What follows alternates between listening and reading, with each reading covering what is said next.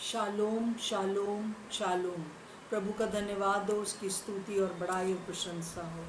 हर युग में प्रभु किसी न किसी को ऐसा रखता है जिससे कि हम जो हैं हम प्रभु को जान सके, उस युग के सारे लोग प्रभु को जान सकें, पहचान सकें। क्योंकि प्रभु चाहता है कि वो लोग उसको जाने कि वो प्रेमी परमेश्वर है और वो जीवित परमेश्वर है। और उस परमेश्वर ने मेरे जीवन में भी एक अद्भुत काम किया है। आज मैं मेरे जीवन के द्वारा उसने इस समय के युग के लोगों को ये बताया है कि यीशु मसीह जीवित है और वो हमें बहुत प्यार करता है। सो मेरा जन्म इस प्रकार से हुआ कि मैं एक ऐसे परिवार में पैदा हुई जहाँ पर कि मैंने 12 साल की उम्र तक कभी यीशु के बारे में नहीं सुना था।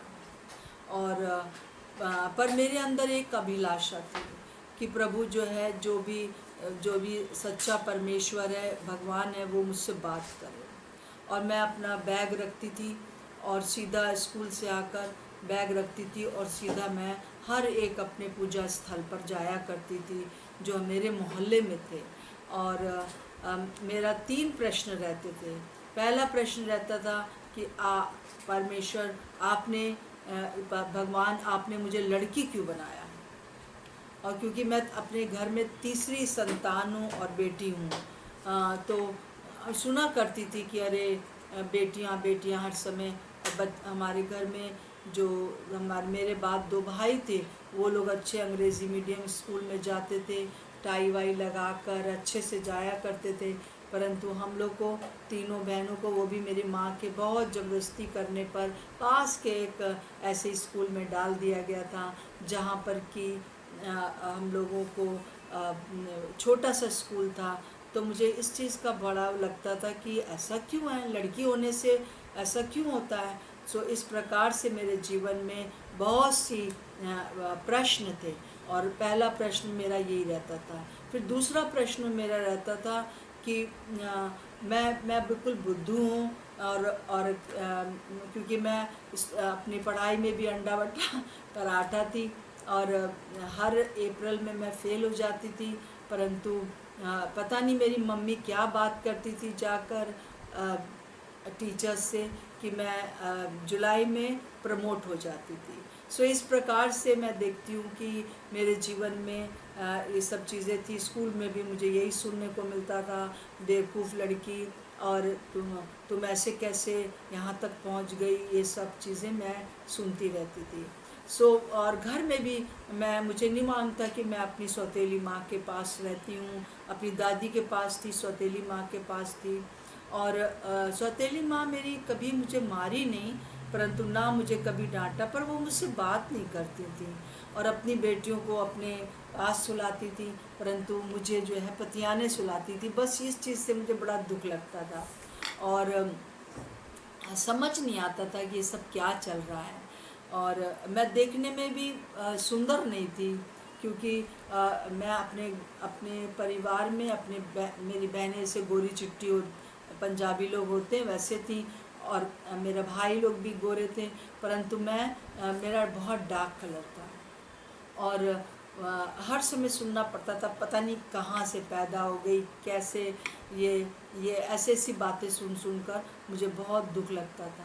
तो मैं भगवान से, मेरा दूसरा प्रश्न रहता था, कोई मुझे प्यार नहीं करता क्योंकि मैं पढ़ाई में अच्छी नहीं हूँ, मैं देखने में अच्छी नहीं हूँ, और आपने अगर मुझे लड़की बनाया तो मुझे अपनी बहनों की तरह बहुत सुंदर और गोरा चिट्टा क्यों नहीं बनाया। सो तीसरा प्रश्न मेरा रहता था कि ठीक है, मैं लड़की हूँ, मैं बेवकूफ़ बेकार हूँ, परंतु मुझे कोई प्यार नहीं करता है। और अगर आप मुझे प्यार करते हैं तो, और अगर आप मुझे प्यार करते हैं और मुझसे बात करिए, और मैं चाहती हूँ कि आप मुझसे बात करें। और मैं धीरे से खड़े होकर देखती रहती थी बहुत ध्यान से उन सारे चीज़ों को, मूर्तियों को, कि अब मुझसे बात होगी, अब मुझसे बात होगी। या फिर मैं कहना शुरू किया, अच्छा ठीक है, अब जो है आप बात नहीं कर सकते, थोड़ा मुस्कुरा के देख लो, परंतु वो भी नहीं हुआ। बहुत से प्रश्न मेरे होते थे, परंतु ये 3 प्रश्न खास होते थे। और फिर उसके बाद ये था कि मैं फिर से स्कूल जाती, दूसरे दिन फिर जैसे लौट के आती, बैग रखती, फिर जाती। ये मेरा सिलसिला जो था मेरी 6 साल की उम्र से 12 साल की उम्र तक चलता रहा। क्योंकि 6 साल की उम्र में ही उन दिनों में हम लोग स्कूल में जाया करते थे। और इस प्रकार से मेरे जीवन में एक बहुत ही उदासपन था। एक बहुत ही ज़्यादा मेरे जीवन में ये बात थी कि क्यों मुझे कोई प्यार नहीं करता, मैं ऐसी क्यों। मेरे अंदर बहुत इन्फीरियॉरिटी कॉम्प्लेक्स था, हीन भावना बहुत ज़्यादा थी। और इन सब चीज़ों के बीच में मैं रह रही थी। परंतु प्रभु का धन्यवाद हो कि जब मैं 12 साल की उम्र आई, 12 साल की हुई, तो मेरी माँ ने मुझे एक स्कूल है उसमें हॉस्टल में डाल दिया। और वहाँ पर जो है मैं पढ़ने लगी। वहाँ पर मैं और भी दुखी रहती थी। परंतु प्रभु का धन्यवाद हो, जब मैं 13 साल की हुई और मैं अपने 7th क्लास में थी, उस समय 2 आंटी लोग हम लोग के हॉस्टल में आने लगे। और वो हर बार आकर, एक हफ्ते में एक बार आते थे। हर बार आकर उन्होंने पहली बार बताया कि यीशु पूरी बाइबल की स्टोरी को बताया, क्रिएशन के बारे में बताया, कैसे परमेश्वर ने जो है वो पूरी दुनिया को बनाया। और उसके बाद जो है वो किस प्रकार से जो है वो दुनिया में पाप आया, और उस पाप को दूर करने के लिए कैसे यीशु मसीह आए। और यीशु मसीह का आना और उनका सब लोगों के साथ बहुत प्यार से बात करना और बहुत सी चीज़ें उन्होंने बताई, अंधों लंगड़ों को ठीक करना, मुर्दों को ज़िंदा करना। तो ये सारी चीज़ें मुझे बहुत मेरे मन को छू रही थी। और मैं ये सोच रही थी हर बार कि ये भगवान है जो मुझसे बात कर सकता है, क्योंकि ये आंटी लोग बताते कि हमको प्यार करता है। तो मैंने जब उन्होंने ये बताया कि यीशु मसीह मर गए, तो और बहुत ही उन्होंने अच्छे से फ्लैलन बोर्ड के ऊपर सारी फ़ोटो दिखाया करती थी। तो मैंने कहा अरे ये तो बड़ा गड़बड़ हो गया, ये तो भगवान अब मर गए और अब ये कैसे बात करेंगे। सो इस प्रकार से जो था मेरे जीवन में एक फ्रस्ट्रेशन था उस पूरे हफ्ते। परंतु अब मरने के बाद क्या होगा, अब तो वो बात नहीं कर पाएंगे। परंतु प्रभु का धन्यवाद हो, जब आखिरी दिन आंटी लोग आए, उन्होंने बताया यीशु मसीह कैसे ज़िंदा हो गए। पहले तो मुझे लगा कि ये लोकल कहानी है और कुछ नहीं है। परंतु प्रभु का धन्यवाद हो कि मुझे जो है ये अच्छा ये लगा कि उन्होंने जब बताया कि ये प्रभु यीशु मसीह ज़िंदा हो गए हैं। तो उस समय जब आखिरी में वो प्रेयर कर रही थी, तो मैंने अपने मन में ये प्रार्थना करी कि यीशु मसीह, जैसे आंटी लोग बोल रहे हैं कि आप प्यार करते हैं हम लोगों को, और आप जो हैं ज़िंदा हो गए, आप ज़िंदा हैं और मुझे प्यार करते, तो मुझसे बात करिए। अगर आप मुझसे आज बात करेंगे, मैं सब कुछ छोड़कर आपके पीछे हो लूँगी। मुझे नहीं मालूम कि वो 13 साल की उम्र में मैंने ये बात क्यों ऐसे कही। परंतु जैसे ही ये बात मेरे मुंह से निकली, वैसे ही मुझे एकदम से अनुभव हुआ कि मेरे इस जगह के ऊपर जो है वो एक बहुत तेज़ लाइट है, और उस लाइट ने मुझे पूरा घेर लिया। और जैसे मैं बहुत हल्की हो गई, कोई मुझे गोदी में ले रहा है। और मुझे एक आवाज़ आई कि मेरे हृदय के अंदर कि मेरा घर का नाम रानी है। तो मेरा घर का नाम लेके यीशु मसीह ने कहा, रानी मैं तुझे बहुत प्यार करता हूँ। और ये बात जो थी बहुत धीमी, बहुत ही स्वीट आवाज़ थी। इस सेंटेंस ने मेरा पूरा जीवन बदल दिया मेरे प्रियो। और मैं उस दिन मैंने कुछ भी खाना नहीं खाया। मैं बहुत खुश हो रही थी। और जैसे लग रहा था कि दिमाग में जो हर समय चक्की चलती रहती थी, वो चक्की स्टॉप हो गई। जो कुछ दौड़ मैं दौड़ रही थी, वो दौड़ पूरी हो गई। और उस दिन से मैंने जान लिया कि प्रभु यीशु मसीह जीवित है और हम लोग को प्यार करता है। वो ही हमको जो है संभालता है। सो इस प्रकार से मेरे जीवन में एक उद्धार का काम शुरू हुआ, जिसके लिए कि प्रभु यीशु मसीह ने मुझे जो है चुना हुआ था। मुझे उसने इस प्रकार से अपना इंट्रोड्यूस मुझे किया। और फिर उसके बाद हम देखते हैं कि किस प्रकार से जो है वो मेरे जीवन में बहुत सी ऐसी चीज़ें आई हैं कि जब पहले तो मेरे माता पिता को नहीं पता चला, परंतु बाद में जब पता चला तो उनको बहुत दुख लगा और उनको बहुत बहुत गुस्सा आया मेरे ऊपर। और उन्होंने बहुत से चीज़ों को कंट्रोल करने के लिए जादू टोने किए, बहुत सी चीज़ें करी, परंतु वो इसलिए नहीं कि वो मुझे प्यार नहीं करते थे, परंतु इसलिए क्योंकि वो नेचुरल है कि वो नहीं चाहते थे कि मैं किसी और भगवान को मानने लगूं जो कि उनसे अलग है। और ये मैं ये नहीं कह रही हूँ कि ये उनकी गलती है, परंतु ये स्वाभाविक बात है, हर एक माता पिता इस प्रकार से करेंगे, उनका रिएक्शन यही होगा। परंतु 8 साल तक जब मेरे माता पिता इस प्रकार से जादू टोना ये वो करते रहे, परंतु जब जब तांत्रिक ने और जो भी लोग थे जिनके पास वो जाया करते थे, उन्होंने कहा अब इस लड़की के लिए हमारे पास मत आइएगा। हमें नहीं मालूम है कि क्या कारण है कि इसके ऊपर कोई भी जादू टोना नहीं चलता है। जब मेरी माँ प्रभु के पास आ गई थी तब उन्होंने मुझे ये सब बातें बताई कि हमने तुम्हारे पर बहुत इतना कर दिया था कि तुम्हें अंडा कटवाया, मुर्गा कटवाया और बकरा कटवाया, सब कुछ हुआ, परंतु तुम्हारे पर कोई असर नहीं होता था, इसलिए हम लोग डर गए। और फिर उन्होंने कहना शुरू किया कि ठीक है, तुम अगर चर्च जाना चाहती हो, क्योंकि तांत्रिक जो थे उन्होंने ये कह दिया था, जो मेरे मम्मी पापा के गुरु थे, कि ठीक है इसको जाने दीजिए, जिस भी ईश्वर को ये मानती है उसको मानने दीजिए, क्योंकि आप इसका कुछ नहीं कर पाएंगे, अब आपका और मेरा नुकसान होगा।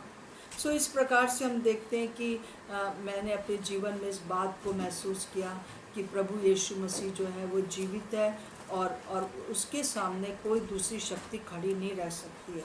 यीशु मसीह के नाम में सामर्थ्य है, ये बात मुझे बचपन से ही मालूम चल गई, क्योंकि जब वो लोग कुछ भी जादू टोना करते थे, कुछ भी होता था, तो मुझे अनुभव होता था, कोई मेरे पीछे खड़ा है, कोई हंस रहा है, कोई मेरा गला दबा रहा है, कभी कुछ तो कभी कुछ मुझे लगता था।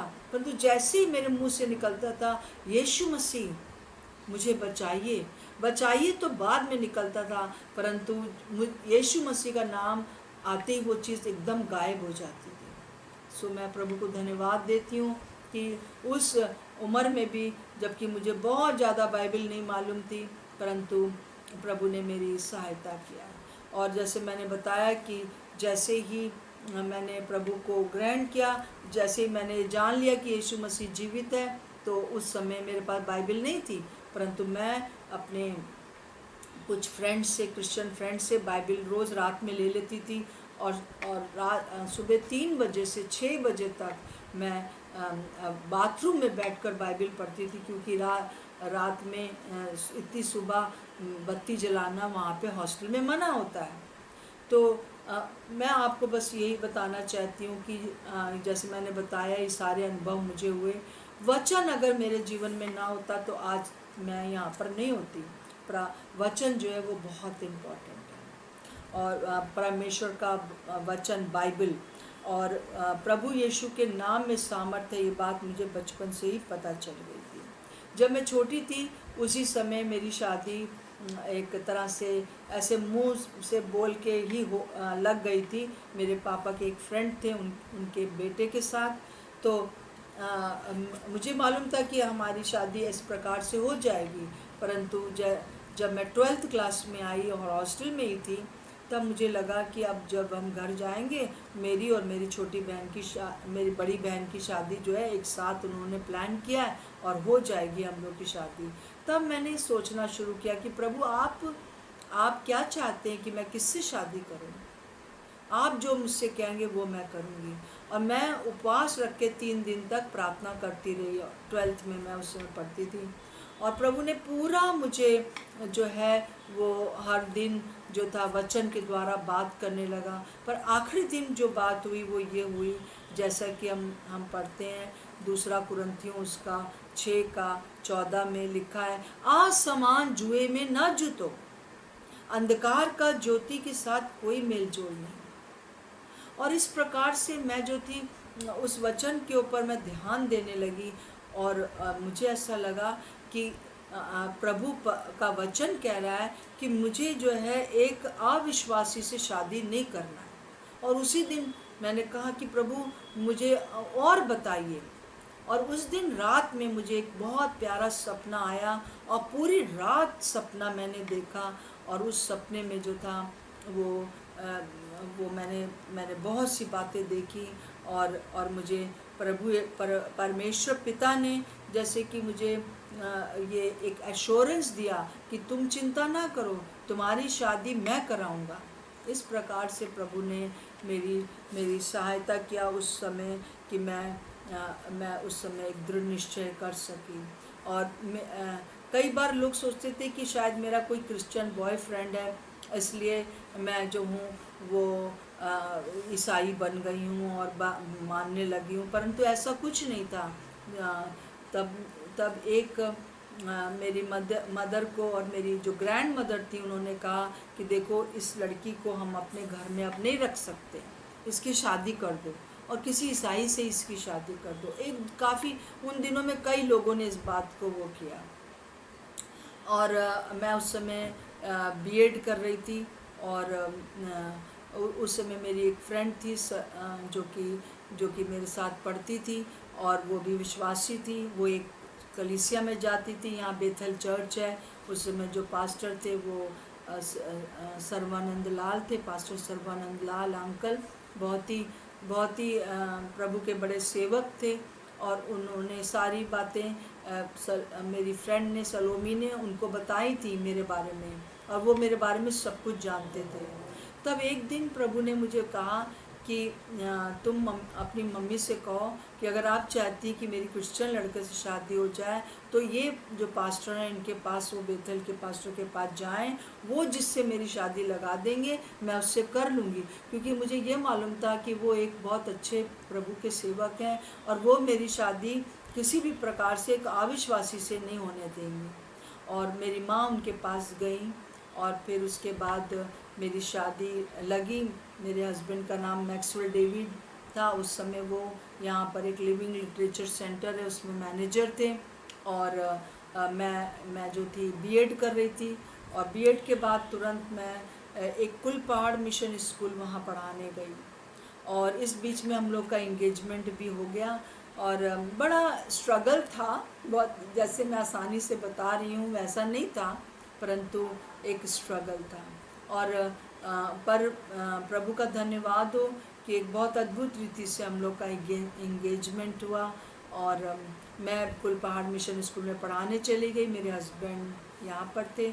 और इस बीच में हम दोनों को, उन दिनों में फ़ोन वगैरह नहीं होता था, पर हम लोग एक दूसरे को लेटर्स लिखते थे कि क्या हमने वचन पढ़ा और कैसे प्रभु हमसे बात कर रहा है। और ये तो एक दिन मैं एक क्लास में खड़ी हुई थी, और 7th क्लास में कुल पहाड़ मिशन स्कूल में, और मैं ज्योग्राफी और हिंदी की टीचर थी। और जैसे कि मेरे मन में आया कि इन बच्चों को कोई भी ज्योग्राफी हिंदी पढ़ा लेगा, परंतु इनको मेरे बारे में कौन बताएगा। और मेरा माइंड बिल्कुल ब्लैंक हो गया था, मुझे समझ नहीं आ रहा था कि मैंने क्या प्रिपेयर करके आई हूँ 7th क्लास के बच्चों के लिए। परंतु उस दिन मैंने अपनी गवाही उनको दिया, और मैंने उन लोग सब बच्चों के लिए प्रार्थना भी किया। परंतु रोज़ रोज़ ऐसा नहीं कर सकते थे। तीसरे या चौथे दिन फिर वैसे हुआ उसी सप्ताह में कि मैं एक दूसरे क्लास में थी, और प्रभु ने कहा इनको हिंदी कोई भी पढ़ा देगा, परंतु इनको मेरे बारे में कौन बताएगा। ये सारी बातें मैंने एक लेटर में लिखी, और मैंने अपने हस्बैंड को वो लेटर यहाँ लखनऊ भेज दिया। और उसी समय मेरे हस्बैंड को भी ऐसा लगा कि जब वो अपना लिविंग लिटरेचर सेंटर में बैठे हुए थे, तो उनको लगा कि ये काम तो कोई भी कर सकता है जो मैं कर रहा हूँ, परंतु लोगों को प्रभु के बारे में कौन बताएगा। जैसे मुझे भी किसी ने बताया है तो मुझे भी बताना चाहिए। सो इस तरह से हम दोनों ने एक दूसरे को लेटर लिखा और हम लोग का लेटर जैसे क्रॉस हुआ, मतलब हम मेरे पास और एक ही टाइम पर हम लोगों ने लिखा, और बहुत कुछ एक जैसी वर्सेस भी थी कि प्रभु ने किस प्रकार से यशाया 61 से हमसे बात किया था। सो हम लोग को श्योरिटी हो गई कि हमको जो है प्रभु की सेवा करनी है। और उसी समय एक UESI संस्था है, union of evangelical students of India, उन्होंने मेरे हस्बैंड को ऑफ़र किया कि हमारे पास नॉर्थ में स्टाफ नहीं है, अगर आप यहाँ पर इस कार्यभार को संभाल लें कि जो मसीह विद्यार्थी हैं उनके बीच में और उनके द्वारा जो है वो आप कार्य करें। सो मेरे हस्बैंड ने इसको स्वीकार किया। इस प्रकार से हम लोग की 25 मई को शादी हुई, परंतु और इसमें भी बहुत परेशानियां आई, परंतु प्रभु ने बहुत सुंदर तरीके से इस शादी को संपन्न कराया और हम लोगों ने 1 जून को ये सेवा ज्वाइन कर लिया। बहुत मुश्किल पहले था क्योंकि मैं भी एक ऐसे परिवार से आती थी जो संपन्न परिवार था, और मेरे जो हस्बैंड हैं उनका भी परिवार सब कोई बहुत अच्छे पोस्ट पर सब अच्छे थे, परंतु हम लोगों ने कभी पैसे की कमी नहीं देखी थी। और जिस संस्था में हम गए थे वहाँ कोई फिक्स सैलरी नहीं थी, जितना ऑफिस में आ जाता था सबको बराबर बराबर बंट जाता था। तो हमको पहली बार जो हमको तनख्वाह मिली वो सिर्फ 250 रुपया थी, और वो भी 100 रुपया हम लोगों ने जहाँ रेंट रहते थे वहाँ दे दिया। अब ये 42 ईयर्स पहले की बात है, तो उस समय 250 रुपया भी काफ़ी होता था, और परंतु उतना नहीं होता था कि हम पूरा खर्चा चला सकें। परंतु हर समय हमको एक जॉय रहता था। अगर खाने को नहीं भी है, हम लोग एक हफ्ता भूखे भी रहे, पत्ते उबाल के खाए नमक डाल के, परंतु प्रभु ने उसमें भी हमको एक जॉय दिया, हमारी सहायता किया। और इस प्रकार से हम लोग जो थे वो पहले जो हम लोग आए तो हम लोग कानपुर में ही रहे। जब हम साउथ में थे तो नॉर्थ में आए तो कानपुर हम गए। कानपुर में अर्पण मेरा बड़ा बेटा का जन्म हुआ और हम लोग वहाँ रहते थे।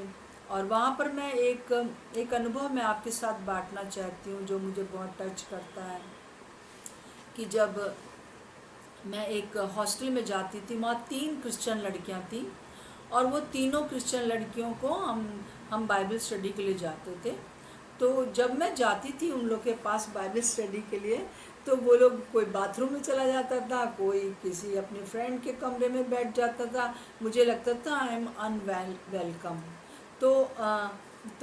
परंतु फिर भी मैं जाती रही वहाँ पर एक दिन जब मैं वहाँ गई तो मैंने क्या देखा कि वो लोग ने अपना ताला बंद करके अपने कमरे का, और वो लोग मार्केट चले गए हैं, और उनकी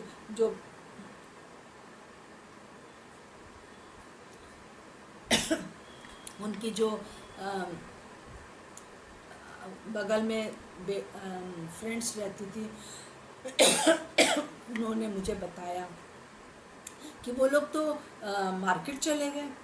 तो मुझे बहुत गुस्सा आया, क्योंकि अर्पण उसी समय सिर्फ 1 साल का हुआ था। मुझे उसको कंधे पे, मैं उसको गोदी लेती और अपने कंधे पर उसका सारा सामान एक झोले में रखती।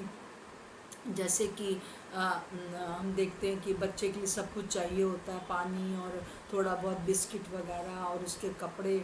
उन दिनों में तो डायपर्स होते नहीं थे, तो हमको सब कुछ रखना पड़ता था।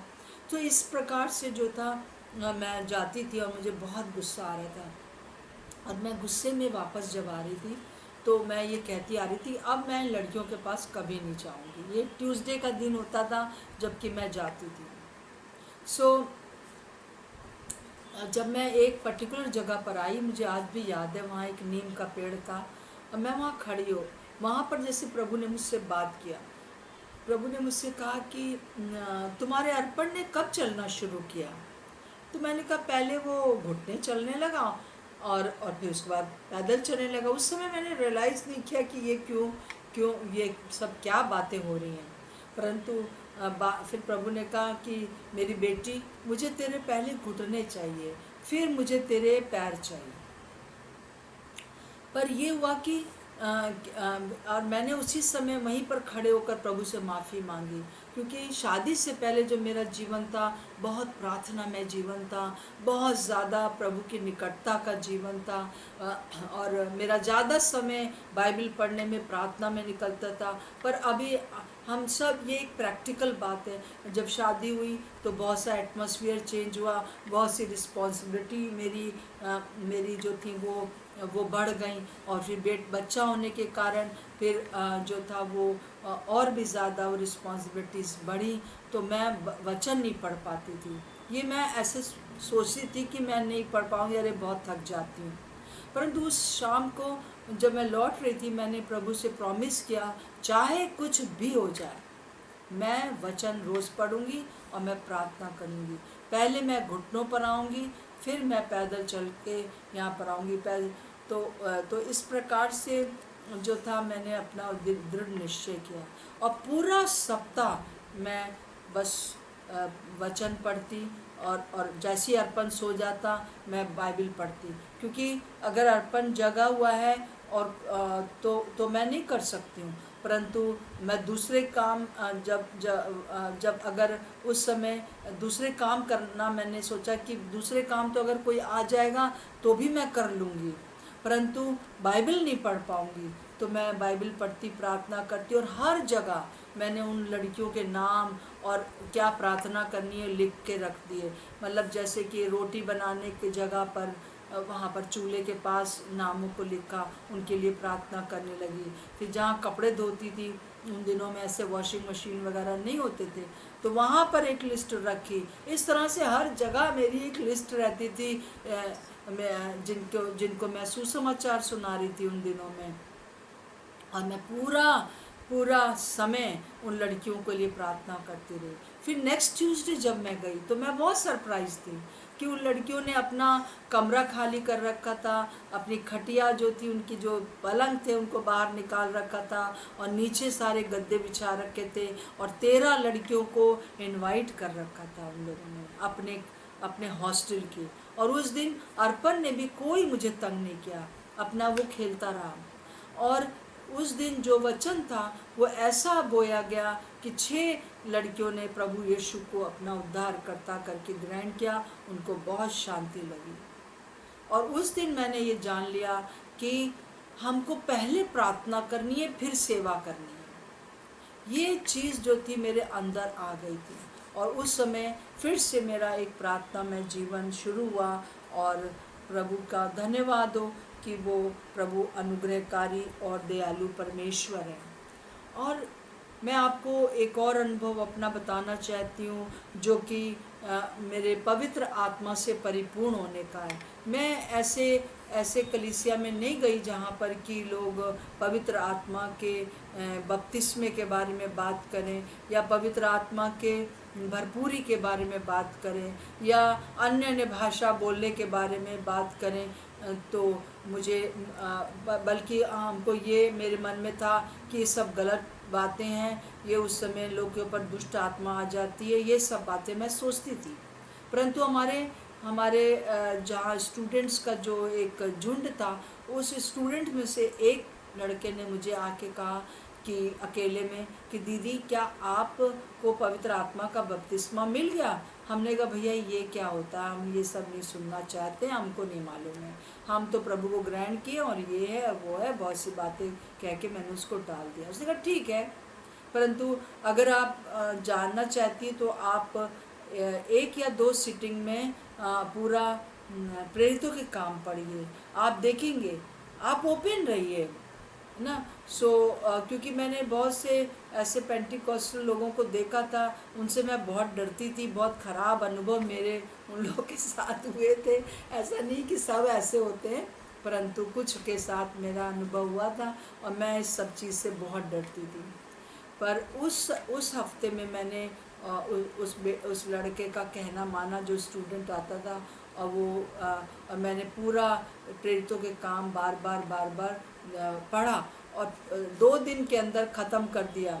जैसे बच्चे स्कूल जाते थे मेरे, अर्पण और सहायता स्कूल जाने लगे थे, हम लोग उस समय लखनऊ में आ गए थे, सहायता भी उस समय हो गई थी, तो ये बच्चे बच्चे 3 और 5 साल के करीब थे। दोनों दोनों जो है स्कूल जाते थे, और मैं जो थी वो बैठकर अपना ये पढ़ती रही।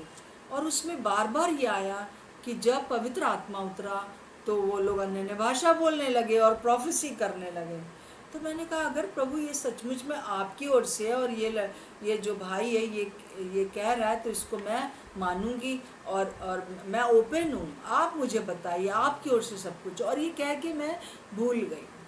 और उसी सप्ताह में ये हुआ कि मेरे हस्बैंड को मुझे अभी भी याद है कि कहीं बाहर जाना था, वो चले गए। मैं अर्पण सहायता और घर पे हम लोग थे, और हम लोग उस प्रभु की सेवा ही कर रहे थे, परंतु ये बातें हमको पता नहीं थी। रात में 2:30 करीब मुझे किसी ने मेरे दरवाजे को जो है घंटी बजाई। मैं बाहर गई, कोई नहीं था। फिर उसके बाद फिर दोबारा हुआ, कोई नहीं था। इस तरह से 2-3 बार जब घंटी सुनी तो कोई नहीं था। तब 3rd बार मैंने कहा कि मुझे ऐसा लगता है कि प्रभु चाहता है कि मैं बैठकर प्रार्थना करूं। और मैं बैठकर प्रार्थना करने लगी, अपना घुटने टेक कर उन दिनों में प्रार्थना किया करती थी। और वहीं पर तो उसी समय क्या हुआ कि जैसे मैं प्रार्थना करती थी अपने ऑर्गेनाइजेशन के लिए, अपने हस्बैंड की सेवा के लिए, अपने जो मेरे माता पिता और जो मेरे भाई लोग हैं जिन्होंने अभी तक प्रभु को नहीं जाना था, उनके लिए मैं प्रार्थना करती थी। और जैसे मैं प्रार्थना ये कर रही थी, उसी समय मेरा जो टंग थी वो जो था वो दूसरा कुछ पलटने लगी, और मैं बहुत डर गई। मैंने सोचा कि ये मेरे पर दुष्ट आत्मा कैसे आ गई, क्योंकि दिमाग में तो वही था कि ये दुष्ट आत्मा होती है। और फिर मैंने क्या करीब 45 मिनट्स तक मैं बहुत स्ट्रगल किया कि मैं जो हूँ ये ना बोलूँ, परंतु वो मेरे अंदर से नहीं हट रहा था। तब मैंने कहा कि यीशु मसीह, यदि ये यीशु मसीह आपके नाम से नहीं हट रहा है, क्योंकि मैं जानती थी यीशु मसीह के नाम में सामर्थ्य है, नहीं हट रहा है, अगर ये आपकी ओर से तो मुझे अभी बताइए कि मैं हिंदी में क्या बोल रही हूँ, हिंदी में मुझे बताइए। और उसी समय मेरे सामने पहला तिमुथियुस उसका पहला अध्याय और उसकी 7वीं आयत बार बार आ रही थी। पहले मैं अन्य भाषा में बोलती, फिर उसके बाद ये कहती कि परमेश्वर ने मुझे भय की नहीं परंतु सामर्थ की, संयम की, प्रेम की और संयम की आत्मा दिया है। और इस बीच में मैंने देखा एक विजन कि यहाँ पर एकदम चारों तरफ मेरे एक गोला बन गया, बहुत तेज़ रोशनी है, और मेरे अंदर से कुछ काली चीज़ें छोटी छोटी सी जैसे कि निकल कर जा रही हैं। और ये काफ़ी देर तक मेरा चलता रहा, और बहुत सी चीज़ें। और उसके बाद मुझे बहुत हल्का लगा, और मैंने रियलाइज़ किया कि मेरे अंदर सच में भय की आत्मा थी। मेरे हस्बैंड नहीं होते थे तो कई बार मैं आंख बंद करके प्रार्थना नहीं कर पाती थी, क्योंकि मुझे लगता था कोई मेरे पीछे खड़ा है, कोई कुछ कर रहा है और कोई बात कर रहा है। इस प्रकार से मुझे लगता था, भय लगता था मुझे। और उस दिन उस भय की आत्मा से मुझे छुटकारा मिला। अगर किसी को मैं देख लेती थी कोई दुष्ट आत्मा से ग्रसित है तो मैं बहुत डर जाती थी, और मैं उन लोगों से बात नहीं करती थी। और क्योंकि ऐसा बैकग्राउंड मेरा था, मुझे लगता है कि मेरे अपने परिवार से, कि मेरा वो जो भय का आत्मा प्रभु को ग्रहण करने के बाद भी, सेवा करने के बाद भी वहीं पर था। उस दिन मुझे छुटकारा मिला। ये अनुभव से मुझे बहुत सी अच्छी बातें हुई। पहली बात ये हुई कि मुझे वचन और समझ में आने लगा। दूसरी बात हुई, जिनको मैं क्षमा नहीं कर पाती थी उनको अपने आप क्षमा करने लगी। और तीसरी बात ये हुई कि पहले मुझे बहुत स्ट्रगल करना पड़ता था किसी को भी प्रभु के बारे में बताने के लिए, और ताकि उनको समझ में आ जाए, परंतु अभी एकदम जैसे कि बहुत ही आसान हो गया कि मैं बस बताती हूँ और लोग कहते हैं अच्छा उनको समझ में आ गया। तो मुझे ये 3 बातों में मेरे अंदर बहुत से बदलाव आए। मैं प्रभु को धन्यवाद देती हूँ उस एक्सपीरियंस के लिए। और ये एक्सपीरियंस के बाद मुझे बहुत से मेरे अंदर जो गिफ्ट्स थे वो प्रभु ने दिखाना शुरू किए, और मैंने उनको प्रभु की दया से जो है वो मुझे समझ में आने लगे। और इसी प्रकार से एक और अनुभव है जो मैं आपके साथ बांटना चाहती हूँ, और वो इस प्रकार से है कि मैं जो थी वो एक दिन और हम लोग अपने अपने ऑर्गेनाइजेशन में ही कार्य करते थे। और एक दिन ये हुआ कि मेरे हस्बैंड फिर घर पे नहीं थे उस समय, और मैं सो रही थी, और फिर से वैसे ही मुझे अनुभव हुआ कि घंटी बजी और कोई नहीं है। फिर मैं उठ के बैठ के प्रार्थना करने लगी, और मैं जैसे ही अपने अपने जैसे कि रूटीन की प्रार्थना होती थी वो मैं प्रार्थना करने लगी 2:30-3 बजे करीब रात में। परंतु उस रात को ये हुआ कि मैंने एक दर्शन देखा, और उस दर्शन में मैंने देखा कि मैं एक जगह बैठी हूँ, मेरे सामने से बहुत लोग जा रहे हैं। सबसे पहले जैसे पंजाबी ड्रेस में और मारवाड़ी ड्रेस में और सब प्रकार के ड्रेस में मेरे देश के लोग जा रहे हैं, बहुत खुशी खुशी जा रहे हैं। परंतु बाद में मैं देखती हूँ कि वो लोग एक इस साइड में एक खाई है जिसमें कि बहुत आग लगी हुई है, उसमें गिरते जा रहे हैं। हमें बहुत परेशान हो गई, और मैं रोने लगी, और मैं कहने लगी प्रभु मेरे देश को बचाइए, प्रभु मेरे देश को बचाइए। और मेरे लोगों को बचा लीजिए। तो ये भी मैं बहुत देर तक जब रोती रही, थोड़ी देर के बाद, कुछ समय के बाद, जैसे मुझे लगा किसी ने मेरे इस जगह के ऊपर, कंधे के ऊपर हाथ रखा और मुझे इस प्रकार से थपथपाया और मुझे कहा कि मेरी बेटी, मैं भारत को बहुत प्यार करता हूँ, परंतु तुम विश्वासियों के कारण जो है वो काम रुका हुआ है। तुम विश्वासियों के कारण जो है वो काम रुका हुआ है।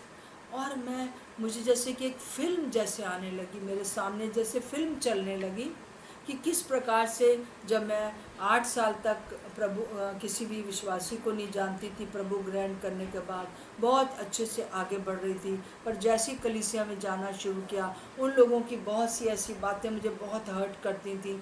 मैं कई कई दफ़ा बहुत ही शॉक्ड हो जाती थी कि ऐसे कैसे विश्वासी लोग कर सकते हैं। और कई बार मेरे जीवन में एक बहुत निराशा भी आई उन लोगों को देखकर।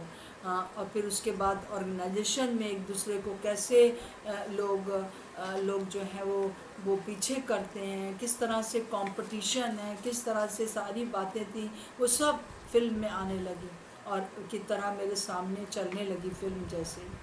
और उस दिन मैंने एक एक एक कविता लिखी, पहले अन्य भाषा में उसको मैं बोल रही थी, उसको फिर हिंदी में प्रभु ने तर्जुमा किया और मुझे बताया कि मैं भारत को बहुत प्यार करता हूँ। इसलिए मैंने जो थोमा को, जो इतनी लंबी यात्रा करके और पहली शताब्दी में तुम्हारे देश में आया, मैंने भेजा, क्योंकि मैं भारत मेरे जीवन के लिए बहुत, मैं उसको, वो मेरे सामने बहुत ज़्यादा इम्पोर्टेंट देश है। और पर तुम्हारी वजह से, तुम विश्वासियों की वजह से ये काम रुका हुआ है। और वो जो मैंने उस दिन मैंने जो कविता लिखी वो मैं आपके सामने पढ़ना चाहती हूँ। अब आलोचना का ये तांता तोड़ो, प्रेम के सूत्र में बंध जाओ, समय नहीं सोने का, उठो जागो, प्रभु की ये दर्दनाक पुकार सुनो।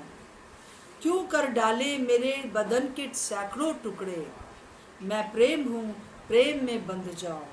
समय कम है, काम बहुत है, उठो झपटो, आँख से इन्हें बचाओ। झुलसती जा रही हर रोज आत्माएं हजारों, आंखें खोलो, आलस त्यागो। प्रतियोगिता, ईर्ष्या, द्वेष, झगड़े तो जलन के झंडे तोड़ो, एक ही क्रूस का झंडा अब गड़ा लो। मेरे हृदय में प्रेम है भारत के लिए, दिए दर्शन थोमा को इसीलिए। संदेह न करो, संदेह त्यागो, डेवड़ी पर है पैर मेरे, आगमन मेरा है निकट, द्वार बंद हो जाएगा, तब ये समय फिर कभी ना आएगा। धन दौलत, ईर्ष्या द्वेष के चक्र में पड़े रहोगे कब तक, मेरे बोझ को समझो, पुकारूं अब मैं तुम्हें कब तक। मेरे बोझ को समझो, पुकारूं अब मैं तुम्हें कब तक। मेरे प्रियो, ये इस दर्शन ने मेरा जीवन ही बदल दिया। प्रार्थना का जीवन मेरा बिल्कुल बदल गया। मैं कुछ दिनों के बाद एक बड़ा सा अ, अपने भारत का नक्शा लेकर आई, एक मैप लेकर आई, और जैसे ही बच्चे जाते मैं प्रार्थना उस मैप के ऊपर हाथ रख रख के प्रार्थना करने लगी, और प्रभु ने बहुत अद्भुत रीति से मुझे प्रार्थना करना सिखाया। और फिर एक बेटी और थी जिसकी शादी हो गई थी, उसने मुझसे कहा कर, अनुपमा लॉरेंस उसका नाम है, और उसने कहा कि दीदी क्या मैं भी आपके साथ आ सकती हूँ सुबह, जैसे मेरे हस्बैंड यहाँ छोड़ते हुए अपने नौकरी पर चले जाएंगे, मैं भी आपके साथ प्रार्थना करना चाहती हूँ। और इस तरह से वो प्रार्थना का एक झुंड शुरू हुआ, फिर बहुत से लोग उसमें जुड़ने लगा, और ये नेहमाया प्रार्थना संगति इसको मैंने नाम दिया। नेहमाया ने जैसे अपने पूरे चारों तरफ एक यरूशलेम की वॉल बनाई थी, दीवार बनाई थी, टूटी हुई दीवार को सुधारा था, जिससे कि जो दुश्मन है वो उन दीवारों से अंदर ना आ सके यरूशलेम में। उसी प्रकार से मेरे मन में आया कि मैं भी प्रार्थना के द्वारा इस दीवार की ऐसी मरम्मत करूं कि कोई भी प्रतियोगिता, कोई भी जलन, ईर्ष्या, ये सारे दुश्मन उसके अंदर से हमारी कलीसिया से में ना आने पाए। ये प्रभु ने मुझे जो था वो दर्शन दिया। मेरे प्रियो, प्रभु का धन्यवाद हो। और ये जो एक सेवा थी मेरी, जो घर में ही रहकर मैं करती थी। पहले हम लोग रोज़ मिलते थे संडे को छोड़कर, फिर हम लोग 4 दिन मिलने लगे। इस प्रकार से लोग अपने अपना बिजी भी हो जाते हैं, परंतु वो प्रार्थना जो है आज भी चल रही है, और मैं उसके लिए धन्यवाद देती हूँ। और मैं एक और अपना अनुभव बांटना चाहती हूँ कि प्रभु ने मुझे स्त्रियों के लिए विशेष अभिषेक दिया है। मैं तो अपने ऑर्गेनाइजेशन में ज़्यादा कुछ काम नहीं करती थी प्रभु की सेवा में, जैसे कैंप में कोई सेशन लेना है या कहीं प्रचार करने, ऐसे पुलपिट पर खड़े होना है, छोटे छोटे बाइबल अध्ययन जरूर किया करती थी, परंतु एक बार इस प्रकार से हुआ कि मेरे बच्चे अभी छोटे ही थे, तब एक भाई बोधन और उनकी पत्नी मिसिस बोधन मेरे घर आए, और उन्होंने कहा कि स्नेहलता, तुमको जो है इस समय जमशेदपुर जाना है, और ये करीब 86 की बात होगी, और तुमको वहाँ पर 4 दिन का मीटिंग लेना है। मैंने कहा अरे नहीं, मैं ये सब नहीं कर सकती हूँ, मैं तो छोटी छोटी बाइबल स्टडी करती हूँ, और मैं कैसे इसको वो कर सकती हूँ। तो मैं देखती हूँ कि किस प्रकार से जो है वो प्रभु ने मुझे जो है वहाँ पर ले गया। फिर भी मैं गई उनके कहने से, क्योंकि वो मुझसे बड़े थे, और मैंने सोचा मैं वहाँ पर जाऊँगी। पर पहले ही दिन जब मैं वो लेडीज़ के सामने खड़ी हुई, क्योंकि मेरी एज उस समय बहुत कम थी, ज़्यादा नहीं थी, तो खड़ी हुई तो मुझे सब लेडीज़ दिखे कि वो पढ़ी लिखी हैं, और वो लोग जो हैं बड़ी बड़ी लेडीज़ हैं। सो मैंने जो था, जब मैंने जो है वो लेडीज़ के बीच में जो है लेना शुरू करने के लिए खड़ी हुई, परंतु मैं देख रही थी कि 2 सेकेंड या 3 सेकेंड तक मेरा गला एकदम सूख गया, और मेरे पैर कांप रहे थे, मेरे मुंह से आवाज़ ही नहीं निकल रही थी। और मैंने कहा कि प्रभु ये क्या है? मुझे तो इन लोगों ने मुझे ज़बरदस्ती भेज दिया, मैं इस लायक नहीं हूँ। परंतु उसी समय एक बहुत मोटी बूंद यहाँ पर मेरे ऐसे टपक कर आई, पूरा नाक तक बूंद, पानी की जैसे बूंद, और मेरे अंदर एक जैसे करंट जैसा लगा, और मैं एकदम से सारी जो भय था वो दूर हो गया, और मैं बहुत अच्छे से जो मैं प्रिपेयर करके गई थी वो बोलने लगी। प्रभु का धन्यवाद। दूसरे दिन मैंने ऐसे अपने मन में सोचा कि दूसरे दिन भी अच्छे से मैं बोल सकी, पर तीसरे दिन सुबह से मुझे लगने लगा अरे वो एक ओल्ड चर्च है, और उसमें कोई पक्षी बैठा होगा और उसने कुछ किया होगा, और वो मेरे आगे, और मैंने सोचा कि ये पता नहीं करंट वरंट लगने, ऐसा ये मेरी अपनी फीलिंग हो सकती है, और मेरे अंदर बहुत घबराहट हो रही थी। और जो लेडी मुझे ले जाती थी वो काफ़ी ओल्ड थी, एक रिटायर प्रिंसिपल थी, और वो मुझे लेके उस दिन जल्दी पहुंच गई उस मीटिंग प्लेस पर।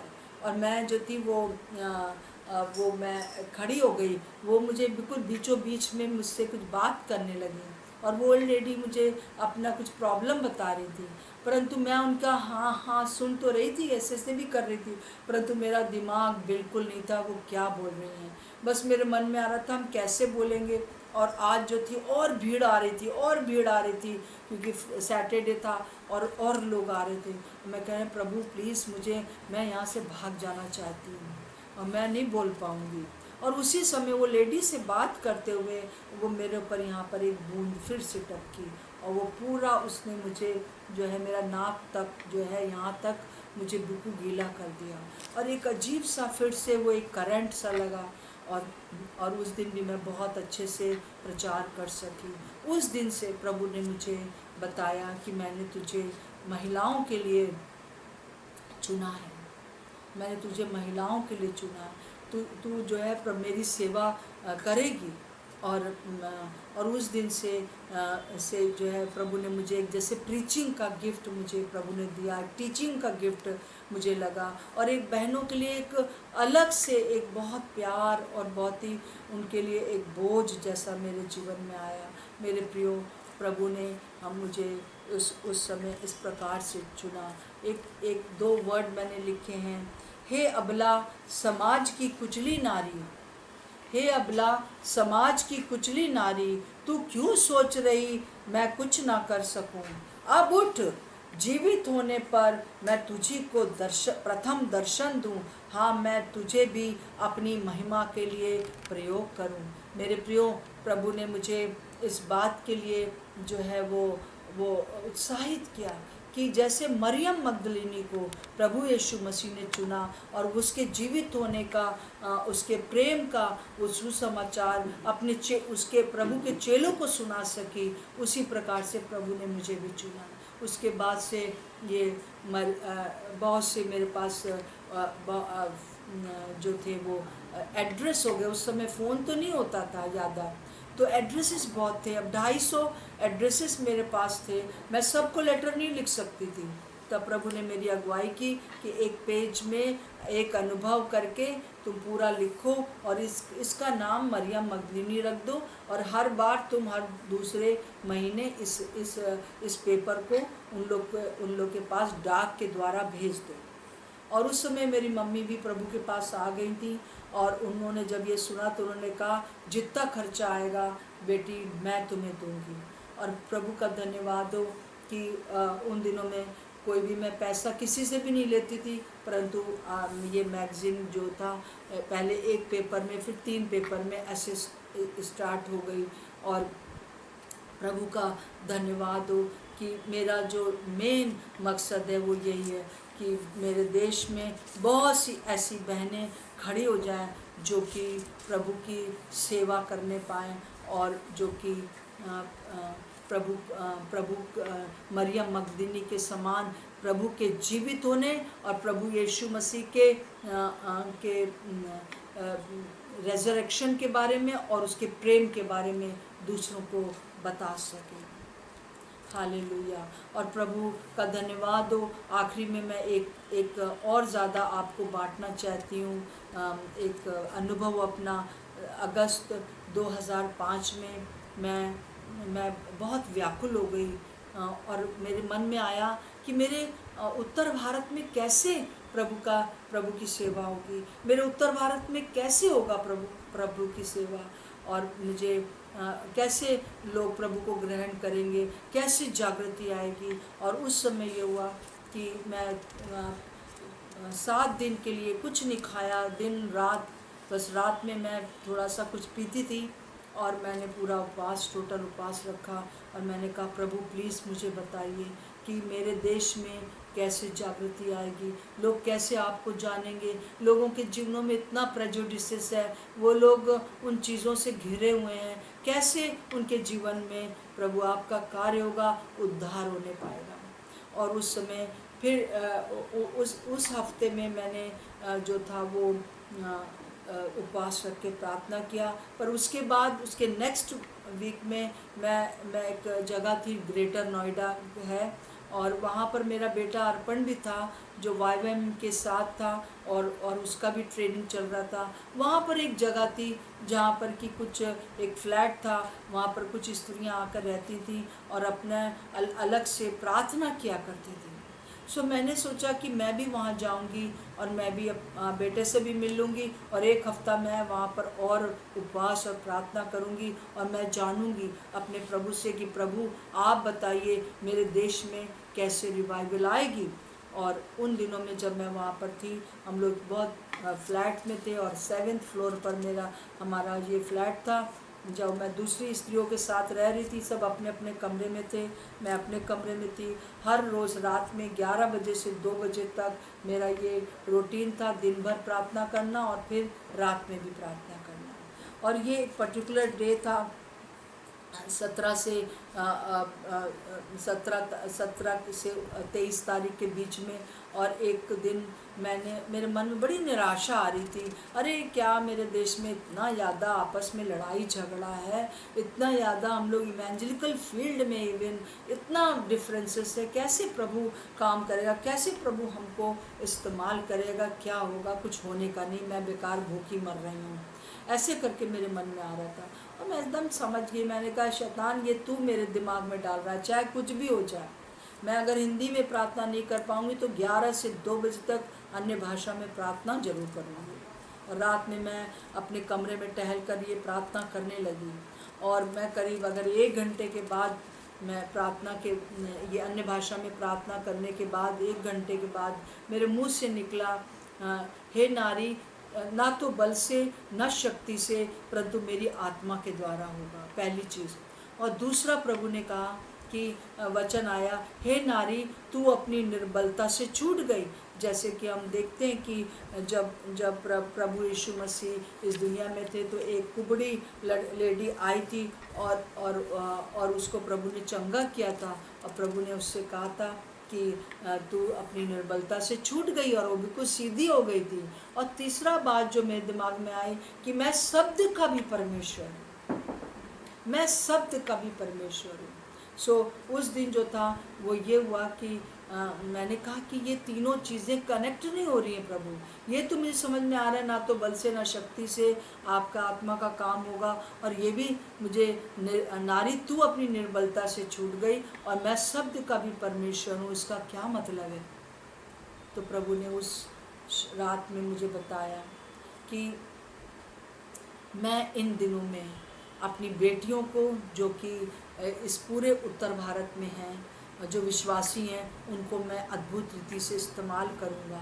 वो एक वीर सिपाही होकर प्रार्थना करने वाली होंगी, और उसके द्वारा एक बहुत बड़ी रिवाइवल इस पूरे उत्तर भारत में आ जाएगी। और इस बीच में और प्रभु ने ये भी बताया कि मैं शब्द का भी परमेश्वर हूँ, ये बताया कि वहाँ पर जो सरदार था, वो जो हैकल का सरदार था, जहाँ वो बुढ़िया, वो जो कुबड़ी औरत ठीक हो गई थी, तो उसने कहा कि तुमने शब्द के दिन क्यों ठीक किया इसको।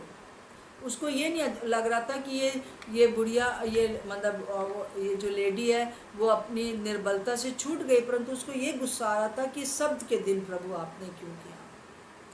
तो क्योंकि शब्द के दिन कोई काम नहीं करना चाहिए। प्रभु ने मुझे उस रात को बताया कि ये एक बात तुम्हारे दिमाग में है कि बहनें जो हैं वो बस छोटे ही लेवल पर काम करना है अपने हस्बैंड को पीछे, परंतु उनको जो है ऐसा कोई उनके द्वारा रिवाइवल तो नहीं आ सकती है, परंतु इस चीज़ को तुम निकाल दो।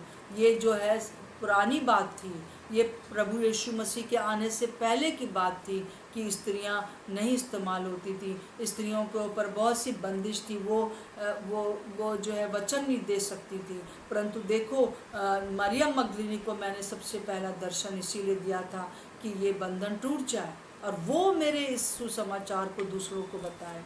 और जब ये बातें मेरी प्रभु से हो रही थी तो उसके साथ साथ मैं एक अद्भुत दर्शन देख रही थी, और वो दर्शन जो था वो ये था कि एक लेडी है, और वो एक घोड़े पर सवार है, और उसने सारे आर्मर्स पहन रखे हैं, टोप लगा हुआ है, और कहते हैं झिलम पहनी हुई है, हाथ में तलवार है, दूसरे हाथ में ढाल है, और उसके जूते अलग से हैं लड़ाई वाले, और वो घोड़े पर है, और उसके पीछे एक छोटा बच्चा भी है। मैंने कहा ये प्रभु आप झांसी की रानी क्या मुझे दिखा रहे हैं। तो मुझे बस यही, और वो ये जो जहाँ जहाँ से ये लेडी जाती थी वहाँ वहाँ से ऐसे करके, जैसे वो ऐसे करके तलवार करती थी, वहाँ वहाँ से जो था मैंने देखा मैदान में बहुत दुष्ट आत्माएं हैं, बड़े अजीब अजीब शक्ल के लोग हैं, भागे जा रहे हैं मुंह बना बना के, जहाँ जहाँ से वो स्त्री जाती है घोड़े पर वहाँ वहाँ से, और वो अपने अपने पैरों को घोड़े को ऐसे पेट पर उसके खट खट मार भी रही है ताकि जो है वो जल्दी दौड़े। और फिर उसको मैंने देखा कि वो नदी के ऊपर भाग रही है, और वहाँ से भी कलबल कलबल करके आवाज़ जैसे मुझे आ रही थी कि वो दुष्ट आत्माएं निकली जा रही हैं और समुंदर में फेंकी जा रही हैं। मेरे प्रियो, उस रात में प्रभु ने मुझे बहुत कुछ बताया जो मैं आपके साथ बांटना चाहती हूँ। प्रभु ने कहा ये समय होगा जब मैं अपनी बेटियों को इस्तेमाल करूँगा, और मैं उनको एक वीर सिपाही बना दूंगा जो प्रार्थना करने वाली होंगी, और जहाँ से वो निकलेंगी, जहाँ से वो प्रार्थना करते हुए तलवार जो दिखाती है वो वचन है, वचन की तलवार के द्वारा के अनुसार जो प्रार्थना करेंगी, वहाँ वहाँ से सारे जो है मैदान साफ हो जाएगा। और तब जो है जब उनके ऊपर जब उनको वचन सुनाया जाएगा तो उनको समझ में आएगा। मेरे प्रिय, उस रात में प्रभु ने, मैंने एक गाना गाया अन्य भाषा में जिसका तर्जुमा बाद में प्रभु ने मुझे बताया, और ये मैं जान गई। प्रभु ने मुझसे कहा कि तुम एक किताब लिखो जिसका नाम होगा अभिषेक की 4 कुंजी, और तुम उसको साम 91 को लो। साम 91 में 4 बातें निकालो कि कैसे हम प्रभु के साथ संगति में जाएं, how we can dwell in the presence of the Lord. फिर क्या हम बोलें, और फिर हम कैसे हम युद्ध करें, क्योंकि ये युद्ध जीता हुआ है। कि जैसे 13 वर्ष में लिखा है कि तू सांप और तू अजगर को लताड़ेगा ना, और इस प्रकार से। और फिर आखिरी कुंजी जो थी वो प्रेम की कुंजी थी। कि क्योंकि तुमने मुझसे प्रेम किया है, मैं तुझे ऊंचे पर उठाऊंगा। और उस रात को प्रभु ने जो मुझे गाना दिया, वो जो कविता दी, अभी मैं आपके सामने उसको पढ़ूंगी।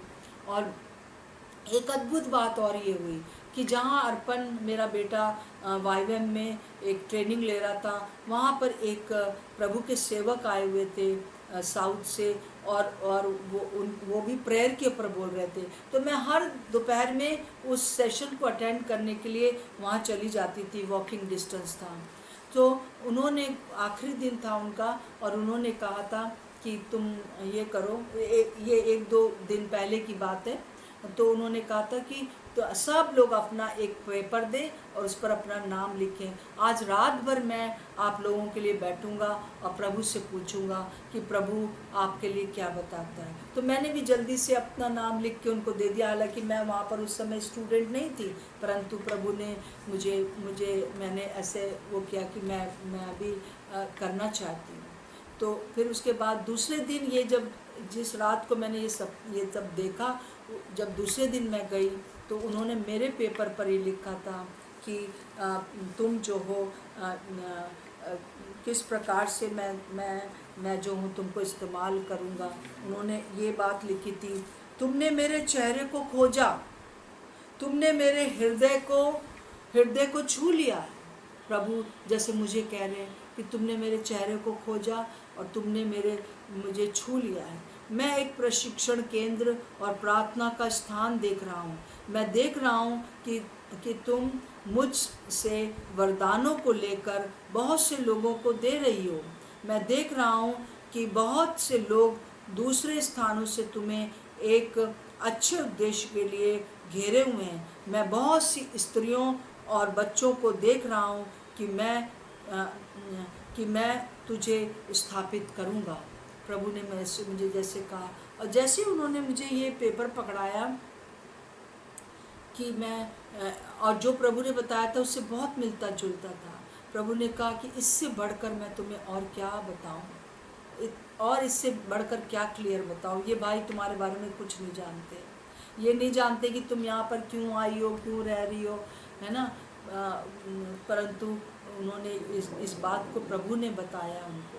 मेरे प्रियो, मैं आपसे बताना चाहती हूँ कि प्रभु इन दिनों में ललाहित हैं अपनी इस जागृति को लाने के लिए, और वो इन दिनों में बहनों को इस्तेमाल कर रहे हैं, और बहनों को वो इस्तेमाल और भी करना चाहते हैं वचन के द्वारा और वचन के अनुसार प्रार्थना के द्वारा।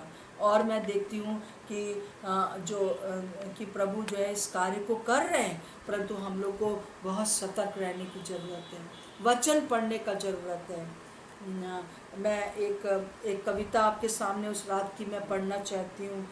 मेरी बेटियों आओ मैं तुमको वीर सिपाही बनाऊं, हाथों में वचन की तलवार और विश्वास की ढाल पकड़ाऊं, कमर में सत्य का पटुका और धार्मिकता की झिलम पहनाऊं, ना तो तुम्हारे बल से ना तुम्हारी शक्ति से, परंतु मेरी ही आत्मा के बल से को दिखाऊं। मेरी बेटियों आओ मैं तुम्हें वीर सिपाही बनाऊं, घोड़ा मेरा होगा पर लगाम तुम्हारे हाथ में पकड़ाऊं, उत्तर भारत को मैं जीतूं, बेटियों को जय के उत्सव में फिराऊं।